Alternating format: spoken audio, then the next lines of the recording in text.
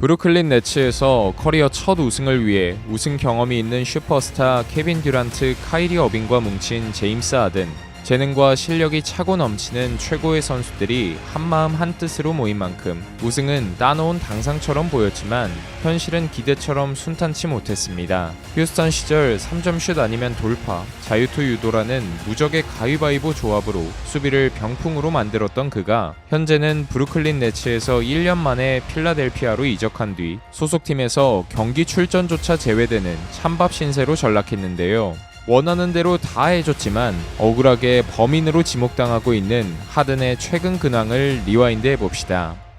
휴스턴 시절과 브루클린에서의 하든이 가장 달라진 점은 포인트 가드로의 포지션 전환이었습니다. 본인의 버금가는 득점원 2명과 걸출한 슈터 조에리스도 있었기 때문에 득점보다는 플레이메이킹에 집중하는 쪽을 택했는데요. 듀란트가 부상으로, 어빙이 개인적인 사유로 결장할 때면 득점원 역할도 해주고 클렉스턴, 디조던, 그리핀 등 빅맨진들까지 어시스트로 살려주면서 2달간 운전기사 노릇을 톡톡히 한 덕분에 브루클린은 동부 2위로 플레이오프에 진출했습니다. 빅3가 드디어 제대로 합을 맞춘 2021년 플레이오프 보스턴 셀틱스와의 1라운드 시리즈에서 슈팅 효율은 180 클럽에 든든한 볼륨까지 뽑아내며 1대1이든 팀플레이든 가리지 않는 완벽한 모습을 보여줬습니다. 그러나 2라운드 미러키 벅스와의 첫 경기가 시작되자마자 정규 시즌 막판 입었던 햄스트링 부상이 도져 잔여 경기 출장 여부가 불투명해졌는데요. 스티븐 애쉬 감독은 하든을 무리해서 투입시키지 않을 것이라 했지만 4차전 어빙까지 부상으로 이탈하자 어쩔 수 없이 5차전 하든은 무리해서 출전을 강행했습니다.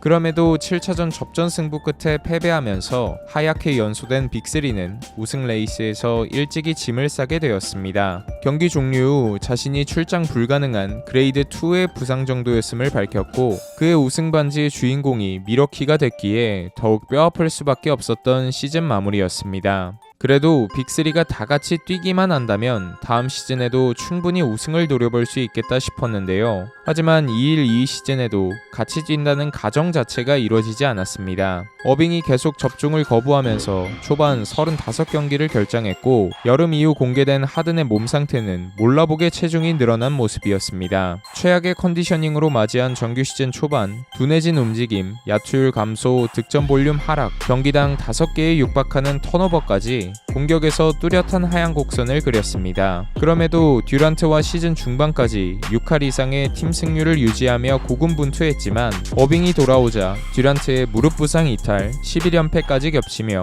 성적마저 곤두박질 쳤습니다. 우승 하나만 바라보고 달렸던 하든 입장에서는 서서히 팀에 대한 애정이 짜게 식을 수밖에 없었고 그때 눈에 들어온 것은 지난 시즌 동부 컨퍼런스 1번 시드 필라델피아에서 MVP급 활약을 펼치고 있는 조엘 엠비드였습니다. 2월 초 킹스 원정에서 단 4득점에 그치는 충격적인 부진 이후 브루클린의 연패 기간 동안 모습을 드러내지 않더니 결국 트레이드 데드라인 2시간을 남겨놓고 필라델피아행을 확정지었습니다. 이로써 우승 배당률 1위, 사실상 우승이 정해진 것이나 다름없다고 평가받던 브루클린의 빅3는 제대로 20경기도 뛰어보지 못한 채 해체되었습니다. 햄스트링 부상 재활 기간을 가진 뒤 2월 말 미네소타 원정에서 데뷔전을 치른 하든의 모습은 모처럼 과거를 회상하게 만들었는데요. 3점슛 5개 포함 27득점, 야투율은 58%, 어시스트까지 12개를 곁들이면서 무결점의 활약으로 승리를 견인했습니다. 경기가 끝나고 첫 호흡을 맞춘 엠비드는 인생에서 가장 많은 오픈 찬스를 경험했다라고 말하며 만족감을 드러냈습니다. 이전 동료를 통해 마음고생을 했던 만큼 새로운 팀에서는 실수를 반복하지 않기 위해 절치부심하며 노력했는데요. 합류 이후 첫 4경기에서 데뷔전에 상응하는 퍼포먼스를 계속 유지하면서 필라델피아는 4연승을 달렸습니다. 하지만 신장 개업 효과는 전 직장인 브루클린 네츠와의 맞대결에서 사그라들었습니다. 브루클린은 눈에 불을 켜고 하든의 돌파 경로를 틀어막았고 슈팅 파울 규정의 변화로 자유투 획득도 줄어들어 하든의 득점 경로는 스텝백 3점밖에 남지 않았는데요. 17개의 슛 시도 중 성공시킨 3개의 야투가 모두 3점이었을 정도로 완벽하게 봉쇄당했고 레지 밀러를 넘어 통산 3점슛 성공 개수 3위로 올라선 것도 가비지 패배에 묻혀 조용히 2명이 넘어갔습니다. 물론 벤 시몬스에 비하면 수비수를 끌어올 수 있는 능력을 가진 선수이지만 정규 시즌 막바지에는 브루클린에서의 스탯과 비슷한 수준으로 회귀했는데요. 아무렴 더 이상 목표는 개인 수상이 아닌 팀 승리가 우선이었고 필라델피아는 동부 컨퍼런스 4위로 플레이오프 여정에 올랐습니다. 5번 시드 토론토 랩터스와의 맞대결을 앞두고 엠비드는 하든이 플레이메이커로서 훌륭한 역할을 하고 있지만 공격적으로 임하며 득점을 쌓는 하든이 필요하다고 강한 메시지를 던졌는데요. 그러나 1라운드 시리즈 중에도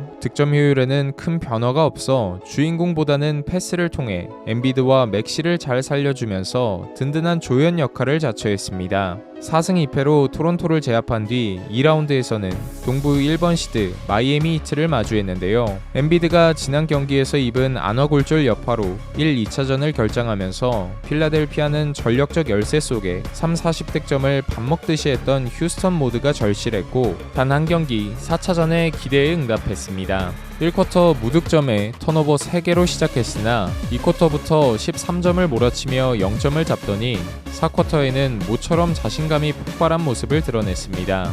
버틀러든 아데바요든 누가 수비를 붙던지 간에 크로스오버로 자신만의 리듬을 타고 올라가는 스텝백 3점을 쏙쏙 집어넣으며 클러치 타임을 지배했습니다. 다시 시리즈를 2승 2패, 원점으로 되돌리는 것까진 성공했지만 뒤이은 5, 6차전 주 득점원 3인방이 단체로 부진하며 우승은 다음을 기약하게 됩니다. 본격적으로 기량 하락이 지표로 드러난 만큼 오프 시즌 중 하든은 선수 옵션을 포기하고 페이컷을 하며 연장 계약을 체결해 팀이 전력을 보강할 수 있게 한 발짝 양보하는 모습을 보였는데요. 다행히 지난 시즌 대비 야투율은 약 4%, 3점 성공률은 6%가량 끌어올리면서 반등에 성공했고 부상을 말끔히 털어내고 돌아온 엠비드는 11월부터 MVP 레이스에 참전하면서 대권 도전에 박차를 가했습니다. 11월 초 부상으로 한 달간 결장해 10년간 이어오던 올스타 선정 기록이 마감되었으나 12월에 복귀한 후에도 확연히 안정적인 경기력으로 팀에 기여하면서 8연승을 달렸습니다. 동부 컨퍼런스 3번 시드로 올라 만난 1라운드 상대는 친정팀 브루클린 네츠, 듀란트와 어빙이 시즌 도중 팀을 떠났기에 실제 시드와 전력에는 확실한 차이가 있었고 무난하게 4대0 스윕으로 시리즈를 접수했습니다. 문제는 이번에도 2라운드부터 발생했는데 엠비드의 무릎 부상 이슈로 보스턴과의 원정 1차전을 에이스 없이 치러야 했습니다. 하든, 해리스, 맥시 등 남은 선수들의 어깨가 무거워진 가운데 총대를 메고 경기를 지배한 건 왕년의 MVP였습니다. 보스턴이 1쿼터에 85%라는 살벌한 야투율로 38점을 쓸어 담았으나 하든이 미드레인지 점퍼, 플로터 3점까지 어느 지역이든 가리지 않고 적극적인 슛 셀렉션을 가져가준 덕에 격차가 크게 벌어지지 않았습니다. 경기 중반부에는 극도로 높았던 보스턴의 슛감이 평균 회귀하는 사이 맥시와 디앤서니 멜튼이 지원 사격을 해주면서 점수차를 지워버리고 3쿼터를 마칠 수 있었는데요. 이제 남은 건 4쿼터 승부처 하든이 바톤을 넘겨받을 차례였습니다. 전매 특허 스텝백 3점 슛 3방을 결정적인 순간마다 꽂아줬는데 특히 마지막 경기 종료 8초를 남기고 짜릿한 역전 3점을 터뜨리면서 원정 승리를 견인했습니다. 식서스 유니폼을 입은 뒤 처음으로 30개가 넘는 슛을 시도한 경기였고 시즌 하이인 45득점에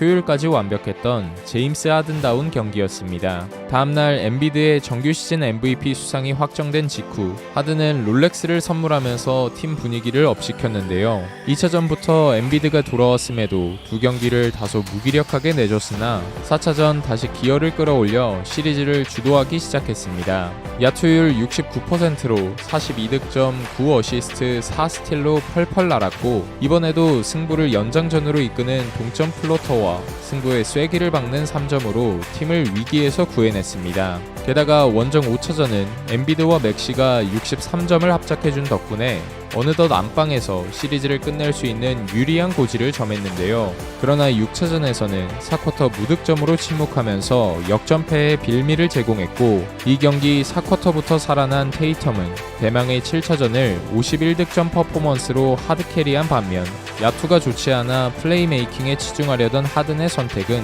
결과론적으로 악수가 되고 말았습니다. MVP 엠비드는 정규 시즌에 비해 평균 득점이 9.4점이나 하락하는 졸전을 펼쳤고, 하든의 슛시도 횟수의 감소는 본인의 공격 리듬도 찾지 못하는 결과로 이어졌습니다. 필라델피아가 주장하던 프로세스는 올해도 결실을 맺지 못했고, 지독한 2라운드 징크스를 극복하지 못한 닥 리버스 감독은 해임되었는데, 그러면서 또 하든에게 시리즈 패배에 대한 책임을 전가하는 듯한 멘트를 날렸습니다. 그리고 이에 대한 후속타로 데럴 모리 단장이 이번 오프시즌 맥스 계약으로 보답하겠다는 약속을 지키지 않자 절대로 그가 소속된 곳으로 돌아가지 않겠다고 세 번째 언해피를 띄웠습니다. 하든은 클리퍼스행을 원하지만 구단 입장에서는 하든을 넘겨주는 대가로 다수의 1라운드 픽을 원하고 있기 때문에 트레이드가 성사되지 않아 불편한 동행을 이어가고 있는데요. 개막을 앞두고는 정규 시즌 원정길에 합류하기 위해 공항을 찾아왔지만 경비원에게 제지당하며 탑승이 거부되는 수모를 겪어야 했습니다.